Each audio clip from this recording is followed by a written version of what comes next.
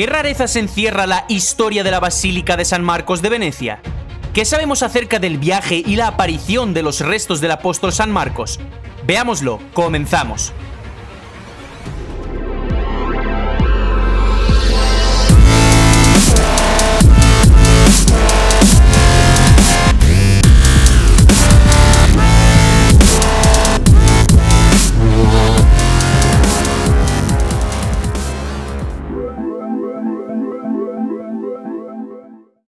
Hola alumnos de Scaliger y Petavius, ¿preparados para desaprender y reaprender? En este vídeo me gustaría exponeros brevemente el curioso tema de la Basílica de San Marcos de Venecia. La enorme basílica no solo decora esta ciudad italiana, sino que también es una de las construcciones medievales más populares de Italia. Su historia es muy interesante a la luz de la nueva cronología.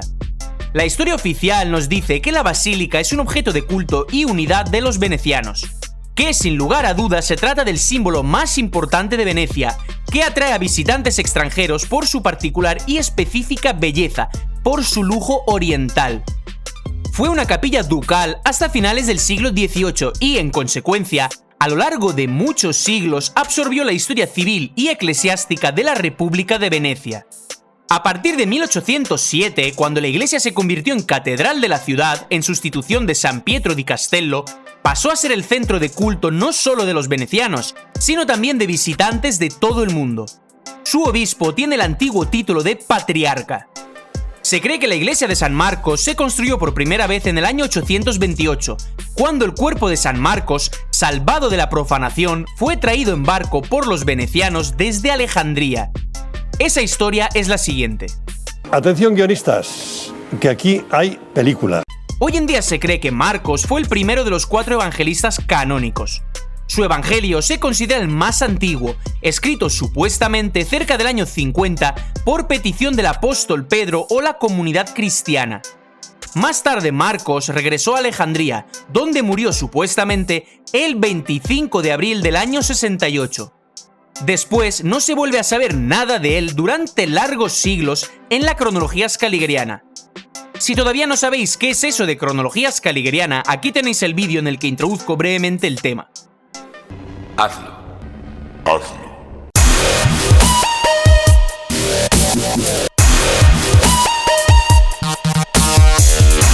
El nombre de Marcos sale de nuevo a la luz solamente a partir del siglo IX, es decir, 800 años después.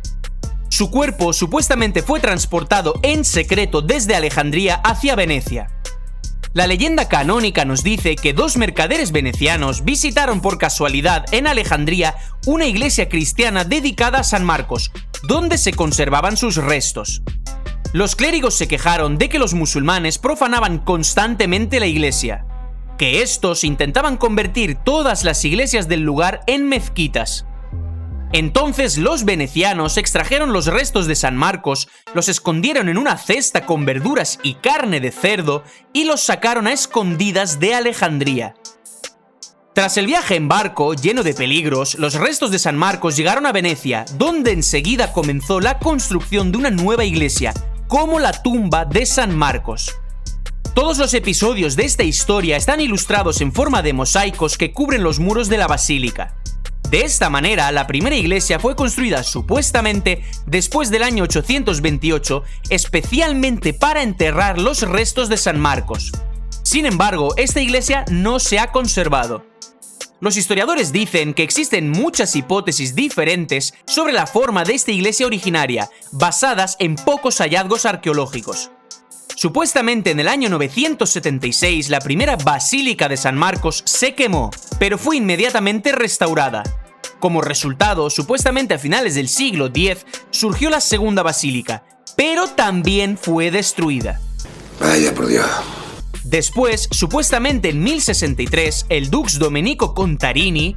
Un'altra volta, ma adesso vorrei proprio sentire la musica delle parole. Domenico Contarini comenzó a erigir en el lugar de la segunda basílica una nueva, bastante más grande. Se cree que la tercera basílica se construyó a imagen y semejanza de la iglesia de los 12 apóstoles de Constantinopla.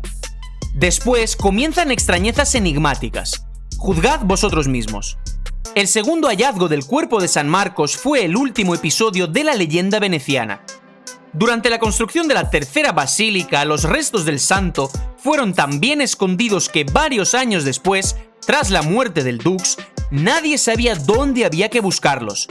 Y no antes de 1094, tras varios días de intensas oraciones del Dux Vitale Faliero, del patriarca y de todo el pueblo, la reliquia apareció milagrosamente dentro de una columna. Este sorprendente suceso también está representado en uno de los mosaicos de la actual basílica. Así pues, nos intentan seriamente convencer de que los venecianos de finales del siglo XI construyeron una grandiosa basílica sin tener ni la más remota idea de dónde estaba aquella reliquia para la que se estaba realmente erigiendo dicha basílica. Aunque los restos del evangelista estaban ahí mismo, en el lugar de construcción. Es decir, se supone que se construyó la basílica y solo después se dieron cuenta de que había que buscar la reliquia. La buscaron durante mucho tiempo y sin éxito. Y solo cuando el Dux, el patriarca y todo el pueblo comenzaron a rezar, milagrosamente aparecieron dentro de una columna los restos del evangelista. Los sacaron con cuidado y los enterraron solemnemente junto al altar. Y ahí yacen supuestamente hasta el día de hoy. Es interesante que el conocido pintor del siglo XVI Tintoretto tenía una idea totalmente diferente de la historia del enterramiento de San Marcos en dicha basílica. Aquí tenéis su cuadro dedicado al tema. Fijaros en que San Marcos no está representado en forma de restos, sino como un hombre recién muerto al que pretenden enterrar. Evidentemente nos dirán que esto es una alegoría de que los restos de un santo son imperecederos. ¿Y no es así?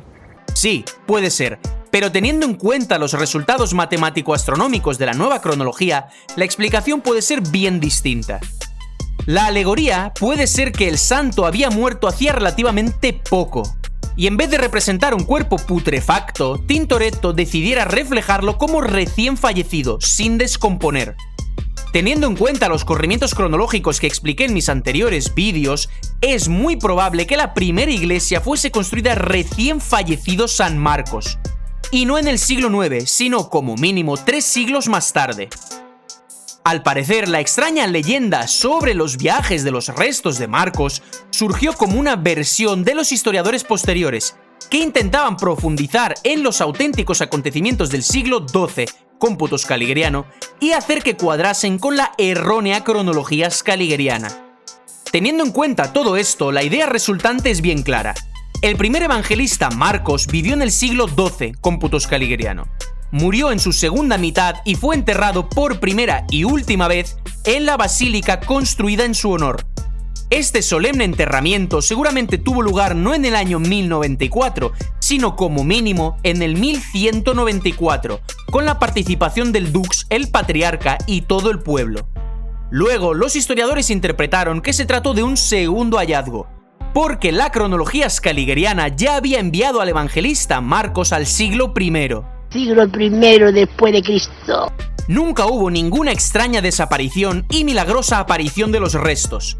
Estas leyendas surgieron después, cuando los historiadores comenzaron a cuadrar la cronología scaligeriana con los viejos documentos, que indicaban una época bien distinta a la que ellos consideraban como la correcta.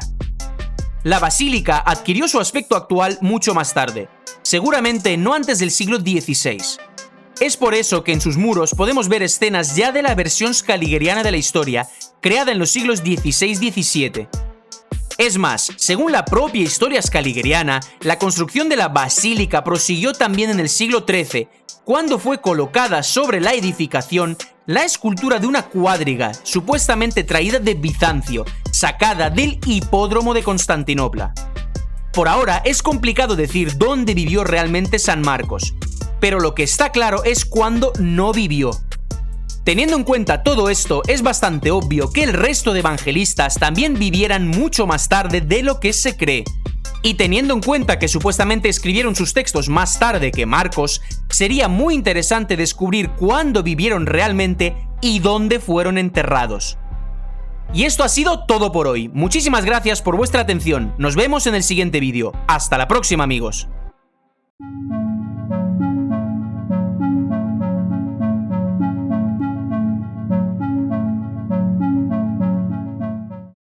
Si os ha gustado y parecido interesante este vídeo, dadle like, suscribiros, comentad y compartid mi canal. Y si queréis que os lleguen los avisos de mis vídeos, dadle también a la campanita.